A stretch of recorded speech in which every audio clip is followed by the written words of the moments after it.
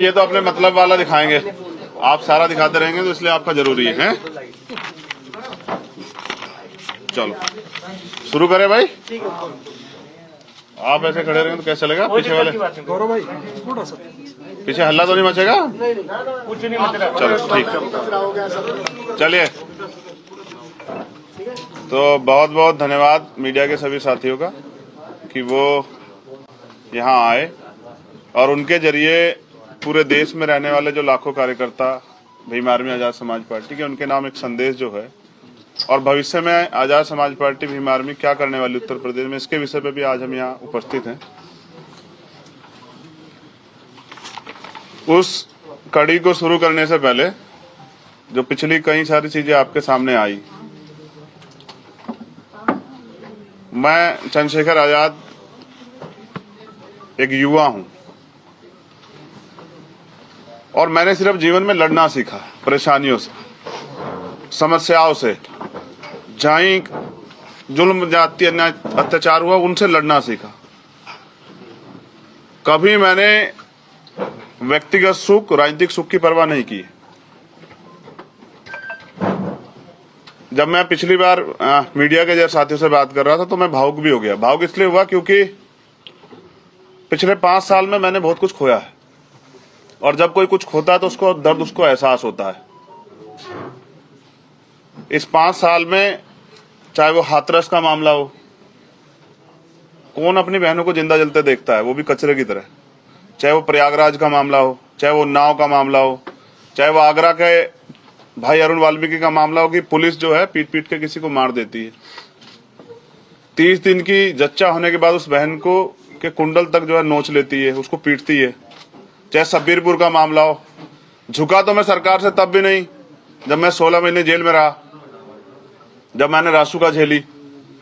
इसी महीने CNPR NRC का आंदोलन हुआ था पिछले कुछ दिनों पहले और 16 तारीख की रात को मैं छूटा था। तो डरा तो मैं इस केंद्र की सरकार से भी नहीं, मेरा डर सिर्फ ये था कि अगर विपक्ष के बिखराव की वजह से भारतीय जनता पार्टी सत्ता में दोबारा लौटती है तो इसका खामियाजा मुझे नहीं, मेरे जैसे लाखों निर्दोष लोगों को भुगतना पड़ेगा। ये मेरा दर्द था। लेकिन मैं समझता हूं कि इस पिछले 2 महीने के समय में चंद्रशेखर आजाद अपना एटीट्यूड ही खो बैठा है। उसे लगता है कि जो ट्विटर, फेसबुक वाले नेता हैं जो सिर्फ घर में बैठ के ट्वीट करते हैं, जो 5 साल कभी फील्ड में नहीं आते हैं, जो सिर्फ वोट की राजनीति करते हैं, उनको भी ऐसी राजनीति की जरूरत है। लेकिन मैं गलत था। मैं समझता हूं हमारी ताकत भीम आर्मी आजाद समाज पार्टी के लाखों कार्यकर्ता हैं जिन्होंने सरकार से मोर्चा लिया और विपक्ष की भूमिका अदा की है। कोई मामला हो, किसानों का हो, कोई नेता हो किसी पार्टी का, चाहे आज वो विकल्प के रूप में हो, कुछ भी हो, किसी को आपने सड़क पे नहीं देखा होगा। चाहे वो लखीमपुर खीरी का मामला हो, 7 घंटे मोटरसाइकिल चला के मैं गया अकेला, जान की परवाह न करते हुए। चाहे वो पूरे देश में साइन बाग बनाने की बात हो, मैं अकेला व्यक्ति ऐसा था जो मुस्लिम भाई की लड़ाई में जब कोई छू भी नहीं रहा था तो मैं 27 दिन जेल में रहा और मैंने 250 लाठियां खाई। ये सारी चीजें संघर्ष की हैं, लेकिन कभी मैंने स्वाभिमान से समझौता नहीं किया और मैं आज भी समझौता नहीं करूंगा। हमने तय किया है कि आजाद समाज पार्टी अपने बलबूते जो उन्होंने आज तक काम किया है, उस काम के बलबूते जिसकी लड़ाई आज तक उन्होंने लड़ी है, उन माओ के, उन बहनों के विश्वास के भरोसे, उन बुजुर्गों के आशीर्वाद के भरोसे और बाबा साहब अम्बेडकर और मान्यवर काशीराम साहब की विचारधारा के भरोसे उत्तर प्रदेश में चुनाव में जाएगी। और मैं एक युवा हूं, अगर आज मैं डर जाता हूं, स्थापित नेताओं के सामने घुटने टेक देता हूं, तो मैं समझता हूं कल कोई गरीब युवा हिम्मत नहीं दिखा पाएगा, वो हौसला नहीं कर पाएगा कि वो परिवर्तन के लिए लड़े और वो तमाम तरह की ताकतों के खिलाफ खड़ा होकर अपने देश के बारे में सोचे। आज सबको सिर्फ सत्ता से मतलब है, लेकिन हमारी लड़ाई कभी सत्ता की रही नहीं। हमारी लड़ाई तो सत्ता के साथ व्यवस्था परिवर्तन की है। और आज जो गठबंधन जो सामाजिक न्याय की बात कर रहा है वो कितना खोखला है, बिना दलितों की बात आप अच्छी तरह जानते हैं। तो हम ये समझते हैं क्योंकि पिछले 2 महीने में हमारे साथ छल हुआ, हम राजनीति को समझ नहीं पाए क्योंकि हम नए लोग हैं, ईमानदार लोग हैं। हमारे लिए राजनीति इसी तरह की चीजें थी जिस तरह हम सामाजिक आंदोलन चलाते थे। कुछ लोगों के लिए ये हंसी का विषय भी होगा कि भाई चंद्रशेखर को उन्होंने बेवकूफ बना दिया, किसी और ने बेवकूफ बना दिया। मैं समझता हूं मेरे जैसे लाखों चंद्रशेखर इस देश में तमाम तरह की गुलामी, बेबसी के शिकार, और वो परिवर्तन करना चाहते हैं, बस उनको अवसर की तलाश। तो आज मैं आप सबके माध्यम से उत्तर प्रदेश की महान जनता से और बहुजन समाज की माताओं, बहनों, बुजुर्गों और नौजवान साथियों से कहता हूं कि हम युवा हैं, बदलाव कर सकते हैं, लेकिन स्वाभिमान सम्मान समझौता नहीं करेंगे। एक लिस्ट जो है, क्योंकि इस तमाम तरह के छल में तैयारी करने का कम मौका मिला, मैं एक लिस्ट जो है जिनको प्रत्याशियों को हम लड़ाएंगे उनकी लिस्ट आपके सामने जारी कर रहा हूं। उसके बाद चरणबद्ध जो है हम अपने कार्यकर्ताओं को साथियों के साथ लेके लिस्टेड बना के जो है अपने चुनाव में उतरेंगे। और मैं वादा कर रहा हूं आप लोगों से, ये वादा मेरा पूरे बहुजन समाज से है कि हम अपनी मेहनत से विकल्प बनेंगे और हम किसी के सहारे नहीं रहेंगे। हम सहारे रहेंगे अपनी मेहनत के, और ना ही हम किसी स्थापित दल, परिवारवाद की राजनीति वालों के आगे झुकेंगे। ना हमने कभी झुकना सीखा, ना हम झुकेंगे। और मैंने इस बार भी मंत्री पद और विधानसभा विधायक के पद को ठोकर मारी है, क्योंकि मेरे लिए दलितों का स्वाभिमान सम्मान, जिन्होंने मुझे इतना बड़ा बनाया, उनकी उसकी रक्षा करना बहुत जरूरी है। अब जो आगे होगा, जैसे आप महाकाव्य में जानते हैं ना कि जब युद्ध होता है तो भाई भी भाई के सामने खड़ा हो जाता है। भाईचारा अपनी जगह है और राजनीतिक हिस्सेदारी अपनी जगह है। मैंने अपने नेता मान्यवर साहब श्री काशीराम से सीखा है कि किसी का वजूद बनाने के चक्कर में अपना वजूद खत्म नहीं करना चाहिए। तो हम मजबूती से लड़ेंगे। मैं सीटों की जानकारी आपको दे देता हूं। मेरे गृह जनपद से नकुड़, रामपुर मनिहारन, देवबंद, सहारनपुर देहात, गंगो, चरथावल, पुरकाजी, मुजफ्फरनगर शहर, धामपुर, नहटोर, हापुड़, नूरपुर, आगरा साउथ, नोएडा, चंदौसी, कुंदरकी, आलापुर, जखनिया, सिरातू, मलियाबाद, पलिया, मुबारकपुर, मोहम्मदाबाद, हरगांव, हस्तिनापुर, जलेसर, एतमादपुर, खुर्जा, मेरठ कैंट, सगड़ी, जयसिंहपुर, तिरवा और माठ। ये विधानसभा कितनी सीटें? टोटल सीटें हैं 33 या 34। कंफ्यूजन एक नाम में हो सकता डबल हो, तो मैंने पढ़ दी पहले। अभी ये मैंने वो घोषणा की जिन पे हम लोग लड़ने के लिए, जिन पे हमसे बात हुई थी, बाद में हमसे छल हुआ, जिन पे हमने तैयारी की थी। लेकिन ऐसा नहीं, भीमार में आजाद समाज पार्टी कार्यकर्ता हर विधानसभा पे, और हमने साबित किया था जब बुलंदशहर उपचुनाव हुआ कि बड़े बड़े दल जो आज अहंकार में हैं, वो तीसरे, चौथे, पांचवें नंबर पे थे, हम तीसरे नंबर पे थे। हमने आज जो कुछ प्राप्त किया है अपनी मेहनत से प्राप्त किया है, खैरात में नहीं प्राप्त किया है। और अगर आज युवाओं के इस लड़ाई में मैं कमजोर पड़ गया ना, मैंने फिर कहा कि फिर कोई सत्ता के आगे लड़ेगा नहीं, फिर कोई भगत सिंह नहीं पैदा होगा, फिर कोई उधम सिंह नहीं पैदा होगा। तो मेरी लड़ाई ईमानदारी की है, मेरी लड़ाई सत्य की है, और सत्य कभी पराजित नहीं हुआ है। मैं ये भी वादा करता हूं कि जब चुनाव के रिजल्ट आएंगे तो आप देखिए आजाद समाज पार्टी अपनी ताकत मेहनत से ये साबित करेगी। और जब सरकार बनाने के लिए किसी को हमारी जरूरत पड़ेगी, तब हम भाजपा को रोकने के लिए फिर सबकी मदद करेंगे। लेकिन अहंकार अच्छा नहीं होता है। तो आप यहाँ सब आए, आपका बहुत बहुत धन्यवाद।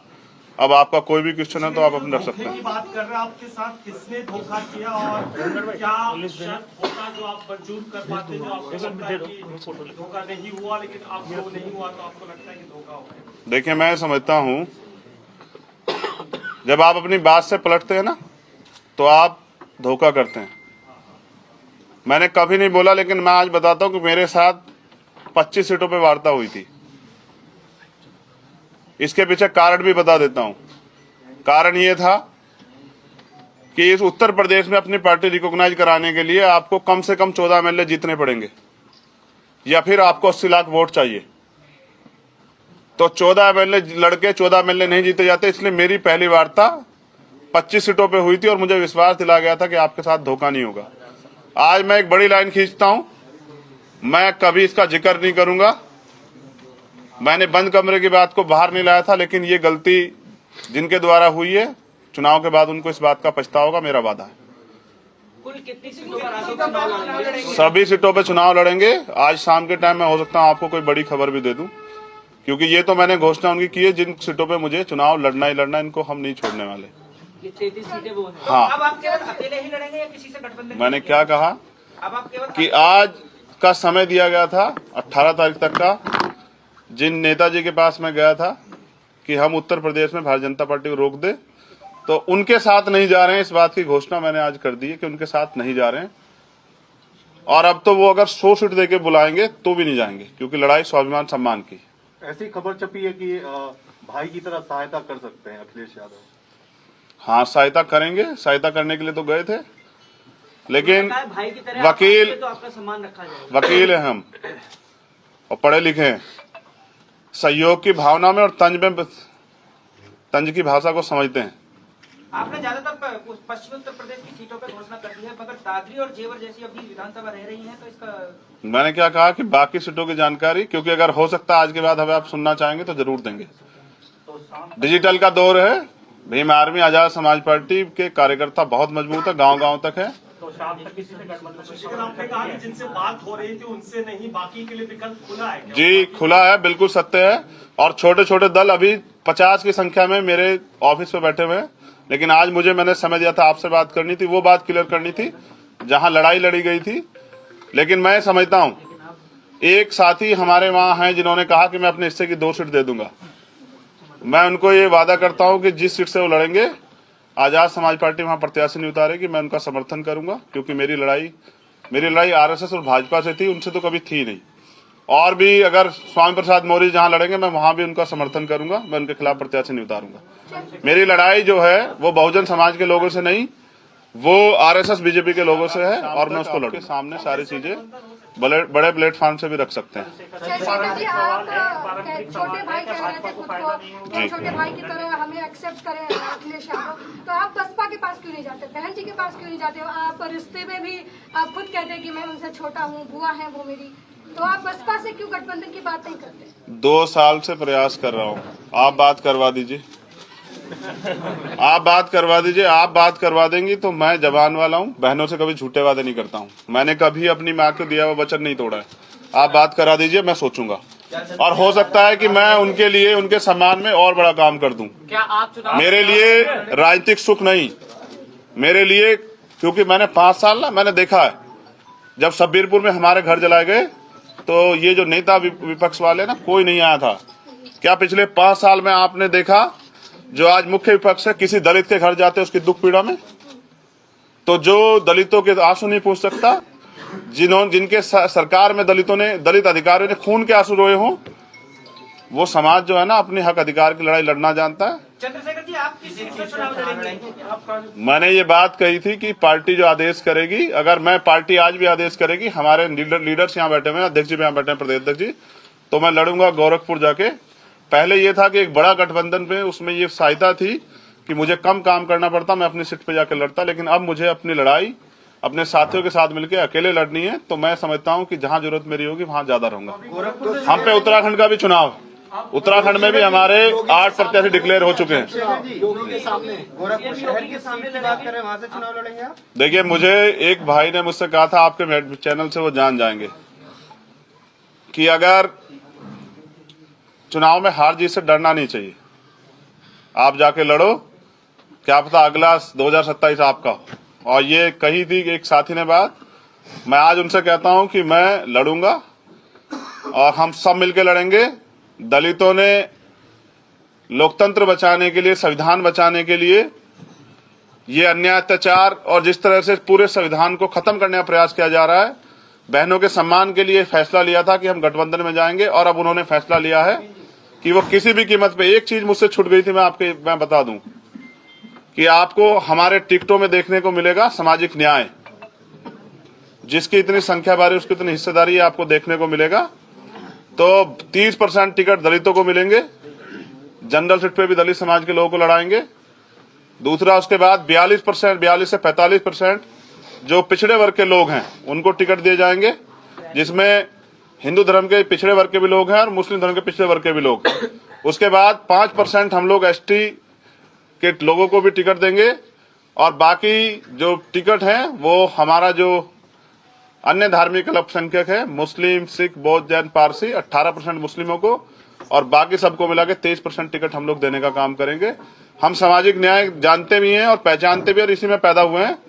हमारे नेता माननीय काशीराम और डॉक्टर अम्बेडकर दोनों हैं। हमने लड़ाई लड़ी है और इतिहास गवाह दलितों ने कभी इतना इस देश को धोखा दिया, इतना अपमान सहने के बाद, जाति सहने के बाद, और ना ही किसी और को धोखा दिया।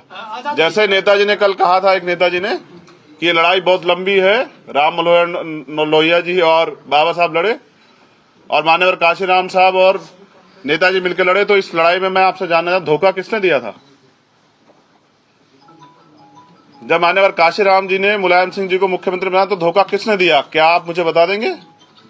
तो हमारे चरित्र में धोखा नहीं है, हमने धोखा ना दिया ना देंगे। और मैं फिर कह रहा हूं, उनसे मेरी लड़ाई नहीं, मेरी लड़ाई है बीजेपी से, क्योंकि पिछले कुछ दिनों में एक नौजवान हूं ना, तो बहुत सारी बातें दिल पे ले जाता हूं। आजाद जी, तो धोखे के बाद अपनी बात रखी, अब अपनी लड़ाई लाइन खींच के लड़ेंगे। और मैं समझता हूं कि अगर मेरे जैसे लड़ने वाले व्यक्ति को जनता सहयोग नहीं करेगी तो अभी जनता तैयार नहीं हुई है। चंद्रशेखर, ये क्लियर नहीं हुआ है अभी आपने जो गोरखपुर वाली बात कही, क्या गोरखपुर से लड़ेंगे? इसको थोड़ा क्लियर स्पष्ट कर दीजिए। मैंने कहा गोरखपुर का चुनाव कौन से चरण में है?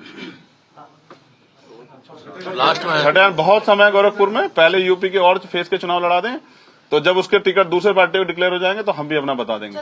चुनाव लड़ेंगे ये बात है ना? मैंने क्या कहा कि चुनाव, अगर मैं तो उस वहां से जहां से जो विकल्प ये बन रहा है कि उनकी सरकार ही बन रही है, वो चुनाव लड़ा रहे थे। मेरे लिए चुनाव लड़ना नहीं, चुनाव लड़ाना बहुत जरूरी है। मुझे दलितों ने कमान सौंपी है, बहुजनों ने, दलित, पिछड़े, आदिवासी और माइनॉरिटी के लोगों ने, अन्य धार्मिक अल्पसंख्यकों ने। मैं उनके सम्मान की रक्षा करूंगा और उनके अधिकार रक्षा ये करूंगा। जो 33 सीट आपने कहा है, तो इसकी संख्या आने वाले बढ़ेगी और हमारे कार्यकर्ता मजबूत हैं।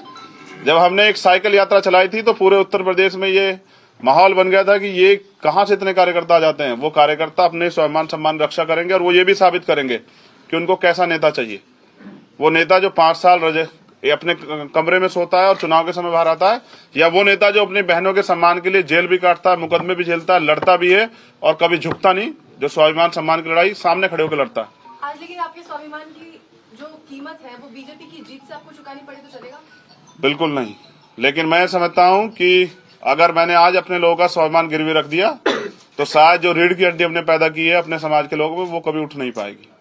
और मैं समझता हूं जितनी जिम्मेदारी मेरी थी उतनी जिम्मेदारी उनकी भी थी, जिन्होंने नकार दिया, जिनको जरूरत नहीं थी। तो मैं अब इस पे नहीं चर्चा करना चाहता। वो अपना चुनाव लड़ेंगे और हम अपना लड़ेंगे, लेकिन मैं ये बताऊंगा जरूर कि सामाजिक न्याय का जिनको ताजा सा रंग चढ़ा है, उनकी सच्चाई क्या है, मैं आपको लगातार बताता हूँ। ये 2 सवाल जी फाइनल। 2 सवाल इधर से, नोएडा से। भाई ये पार्टी के प्रदेश अध्यक्ष जी बताएंगे मुझे जितने। 2 सवाल छोटे-छोटे इधर। जी मैं तैयार हूँ। ये कहते हैं कि जो सामाजिक न्याय का ताना बाना, जिनकी नाम ले रहे नाम नहीं ले रहे जी, अखिलेश के बारे में कहते हैं शायद जी, तो वो क्या इसका नुकसान उनको माइनॉरिटी दलित समाज की तरफ से मिलेगा क्या?